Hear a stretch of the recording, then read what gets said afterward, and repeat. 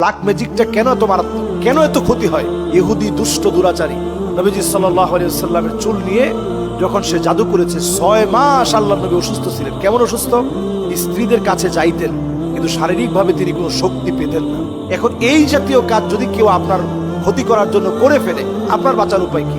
এইভাবে 3 বার করে আপনি মুছে দিবেন। আপনি দেখবেন ইনশাআল্লাহ জাদু, বান্টনা, বশীকরণ, যত মন্ত্রতন্ত্র আছে এগুলো টিকবে না ইনশাআল্লাহ।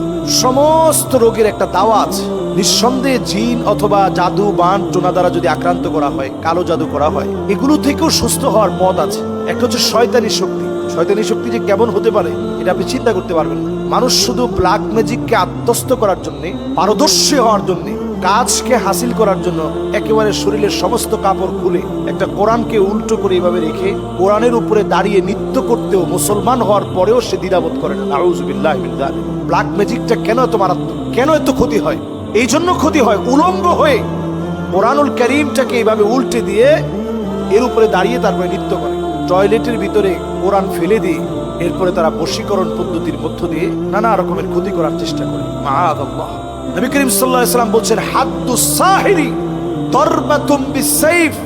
যারা এই ধরনের জাদু করবে, পান দিবে, কালো জাদু করবে, ব্ল্যাক ম্যাজিক করবে, তাদের সরাসরি শাস্তি ইসলামী শরিয়া যদি অ্যাপ্লাই করা হয়, কল্লা উড়ায় দিতে হবে। সে ওয়াজিবুল কাতল, তাকে হত্যা করা ওয়াজিব এবং আবশ্যক। আমি কি মনে করছেন? রহমাতুল লিল আলামিন, যার দিলটা বড় দয়া আর মায়া, সে রাসূল বলছে যে জাদু, বান, টোনা, ব্ল্যাক ম্যাজিক করবে তার কল্লা উড়ায় দিতে হবে। ইসলামী শরিয়া অ্যাপ্লাই করলে, শরিয়া যদি এস্টাবলিশড হয়, এই লোকদের শাস্তি হবে মৃত্যুদণ্ড। আপনি চিন্তা করেন কত বড় অন্যায়। এখন এই জাতীয় কাজ যদি কেউ আপনার ক্ষতি করার জন্য করে ফেলে, আপনার বাঁচার উপায় কি? নবীজি সাল্লাল্লাহু আলাইহি ওয়াসাল্লামের চুল নিয়ে লাবিদ বিন আ'সাম, ইহুদি দুষ্ট দুরাচারী, নবীজি সাল্লাল্লাহু আলাইহি ওয়াসাল্লামের চুল নিয়ে যখন সে জাদু করেছে, 6 মাস আল্লাহর নবী অসুস্থ ছিলেন। কেমন অসুস্থ? স্ত্রীদের কাছে যাইতেন কিন্তু শারীরিকভাবে তিনি কোনো শক্তি পেতেন না। আল্লাহর রাসূল শারীরিকভাবে শক্তি পেতেন না। মানসিকভাবে ওনার ব্রেন ঠিক ছিল, কোরআন নাজিল হলে সেটা মুখস্থ থাকতো, কিন্তু শারীরিকভাবে তিনি এতটাই দুর্বল হয়ে পড়েছিলেন, স্ত্রীদের কাছে তিনি যেতেন কিন্তু শারীরিক তিনি শক্তি পেতেন না।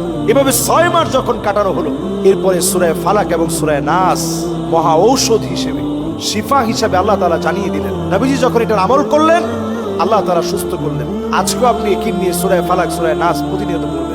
এছাড়া ওয়ানুনাজ্জিলু মিনাল কুরআনি মা হুয়া শিফাউ ওয়া রাহমাতুল লিল মুমিনিন ওয়া লা ইয়াজিদুয যালিমিনা ইল্লা খাসারা। এটা নিজেই পড়ে ফু দেন, পানির মধ্যে ফু দিয়ে খান। আয়াতুল কুরসি পড়ে ফু দেন, এরপরে সেটা আপনি খান।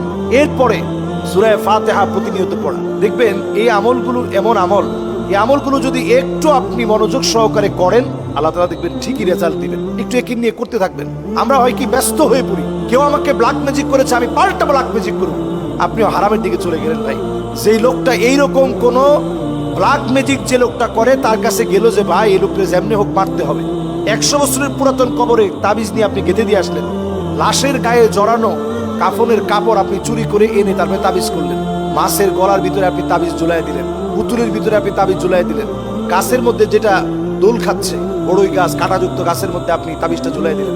এমনকি বিভিন্ন জিরা, আদা, এরপরে মুড়ি, সরিষা, মরিচ, এগুলো আপনি ভাজলেন যাতে করে ওই লোকটার শরীরে কষ্ট যন্ত্রণা বেড়ে যায়। এই জাতীয় কাজ যারা করেন, আল্লাহর কসম, নবী সাল্লাল্লাহু আলাইহি ওয়াসাল্লাম বলছেন, মান আতা কাহিনান আও আররাফান ফাসাদ্দাকাহু বিমা ইয়াকুল ফাকাদ কাফারা বিমা উনজিলা আলা মুহাম্মদ সাল্লাল্লাহু আলাইহি ওয়াসাল্লাম। এই রকম গণক, ভণ্ড, ফকির আরেকজনের ক্ষতি করবে, এদের কাছে কেউ গিয়ে যদি বিশ্বাস করে যে আরেকজনের ক্ষতি হতে পারে, ফাকাদ কাফারা বিমা উনজিলা আলা মুহাম্মদ সাল্লাল্লাহু আলাইহি ওয়াসাল্লাম। ওই লোকটা কেমন যেন অস্বীকার করলো নবীজির উপরে যে কোরআন অবতীর্ণ হয়েছে, এই কোরআনকে কেমন যেন অস্বীকার করলো। তাহলে আপনার ঈমান আছে?